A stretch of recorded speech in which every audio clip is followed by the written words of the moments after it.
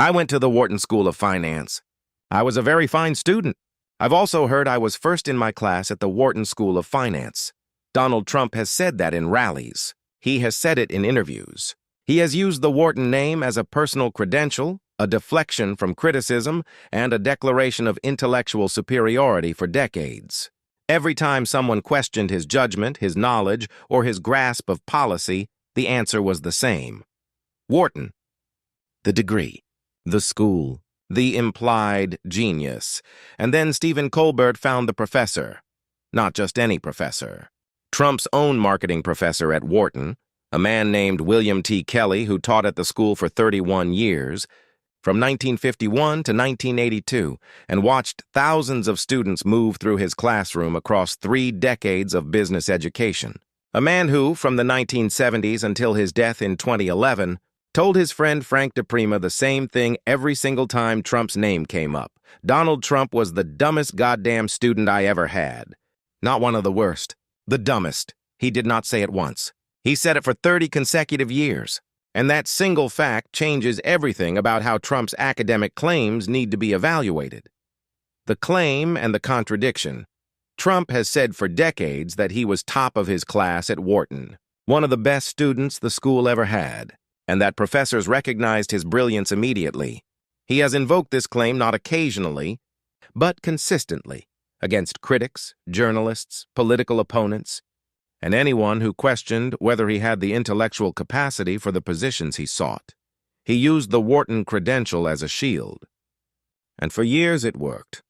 Because the institutional records were not easily accessible, and no one had yet assembled the full picture of what those who were actually present had to say.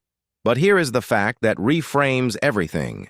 Trump called President Barack Obama a terrible student and publicly demanded that Obama release his school records to the Associated Press. He made academic transparency a public issue. He pushed it as a legitimate question about a sitting president's qualifications. He wanted the records out, and while he was doing that, his own lawyer was doing something different. Michael Cohen confirmed to Congress directly, "I am providing the committee today with several documents, copies of letters I wrote at Mr. Trump's direction that threatened his high school, colleges, and the College Board not to release his grades or SAT scores." The same man demanding Obama's records had personally instructed his attorney to threaten institutions into permanent silence about his own. That is not a contradiction that requires interpretation. It is a documented, confirmed congressional record fact. The loudest voice demanding academic transparency from others was the same man most aggressively burying his own record. How Trump got into Wharton, before examining what happened inside Wharton, it is worth establishing how Trump got there, in the first place, and because his claim that it was the hardest school to get into does not survive contact with the documented facts. Trump attended Fordham University for 1 year before transferring to the University of Pennsylvania's Undergraduate School of Finance. Admissions officer James Nolan, who was present during that period, told the Washington Post that the acceptance rate in 1966 was approximately 50%, and that the rate was even higher for transfer students like Trump. That is not the profile of the most selective institution in the country. That is a majority acceptance rate for a program Trump entered as a transfer, not a freshman applicant competing from the start. Nolan also shared his direct personal impression of Trump during the admissions process. "I certainly was not struck by any sense that I'm sitting before a genius, certainly not a super genius. Beyond the acceptance rate, reports have indicated that someone took Trump's entrance exams, his SATs, on his behalf when he applied to transfer. Additionally, accounts suggest he had homework completed for him during his time at Fordham. These are not claims that originate from political opponents during a campaign. They are part of a documented pattern that the record, examined carefully, consistently supports. Trump's claim that Wharton was the hardest school to get into is directly contradicted by a 50% plus acceptance rate for the undergraduate finance program at the time he attended. William T. Kelly, the professor, who remembered William T. Kelly taught marketing at Wharton for 31 years, from 1951 to 1982. Thousands of students passed through his classroom. He was not a marginal figure or a disgruntled instructor. He was a career educator with 3 decades of direct experience, evaluating student performance in marketing and business strategy at one of the country's most prominent business schools, and for 30 years, from the 1970s until Kelly died in 2011, every time Trump's name came up in conversation with his friend Frank DePrima, Kelly said the same thing. Donald Trump was the dumbest goddamn student I ever had. Not one of the worst, the dumbest. The timeline here is the detail that makes this account impossible to dismiss as political. Kelly began saying this in the 1970s, when Trump was a local real estate developer with no national profile and no political relevance. He continued saying it through the 1980s and the 1990s as Trump became a celebrity. He was still saying it in the 2000s, years before Trump had any presidential ambitions. Kelly died in 2011, before Trump ever announced a candidacy. This was not a partisan statement. It was not motivated by political opposition. It was not formed in response to anything Trump did in public life. It was a professor's professional assessment of a student who sat in his classroom in the late 1960s, formed over time, and repeated with absolute consistency for 3 decades.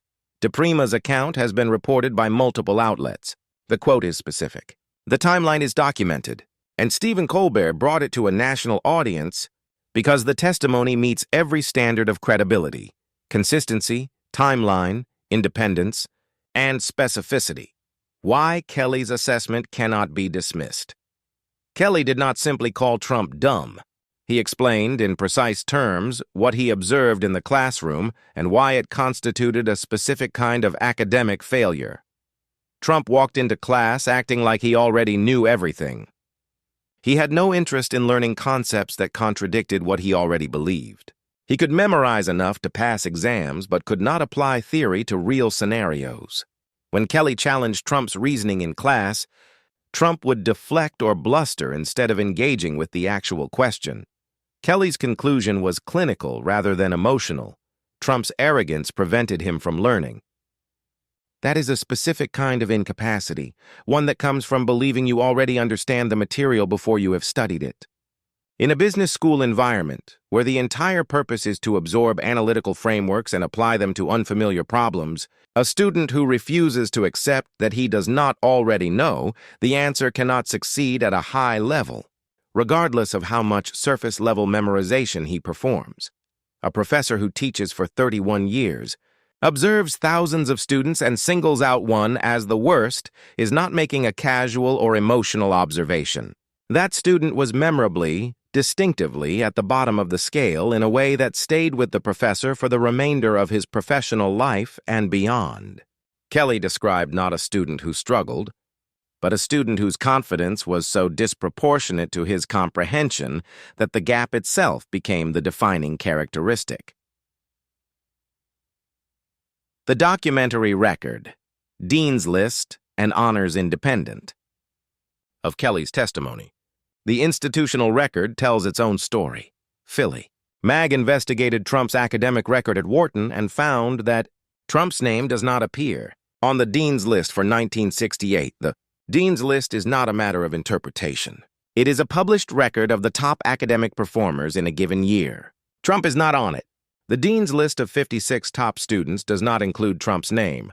Trump's name does not appear in the honors section of the 1968 commencement program. That means he did not graduate with honors, magna laude, or summa laude. He was not one of the top honorees at graduation. These are not opinions. These are published institutional records that exist independently of any individual's memory or personal account. When Trump says he was top of his class and the Dean's List says he was not on it, and his marketing professor of 31 years says he was the dumbest student in 3 decades of teaching, one of those sources is lying, and the other 2 are documented. The entrance exam. Question. The suppression of Trump's academic records follows the same operational pattern identified across multiple parts of this story. Michael Cohen confirmed to Congress that Trump personally directed him to write threatening letters to his high school, his colleges, and the College Board to prevent the release of his grades and SAT scores. That is not a rumor. That is sworn congressional testimony. The parallel is precise and documented.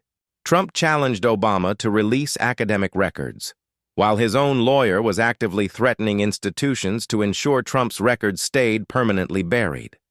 Suppress the document. Project the accusation. Repeat the inflated claim. The same method applied to the class rankings, to the dean's list, and to the entrance exam records. The three sources in direct conflict. The record, assembled in full, presents three sources in direct and irreconcilable conflict.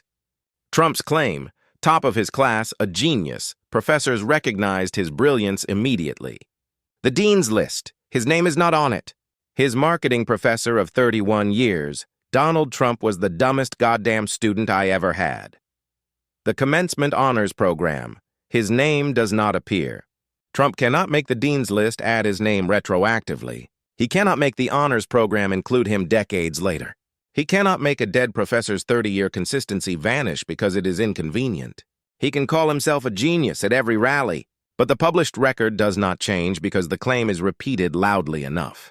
Kelly said it in the 1970s. He said it in the 1980s. He said it in the 1990s. He said it in the 2000s. He said it for 30 years, to the same person, in the same words, without variation. The dean's list is not a matter of opinion. It is a published record, and Trump is not on it.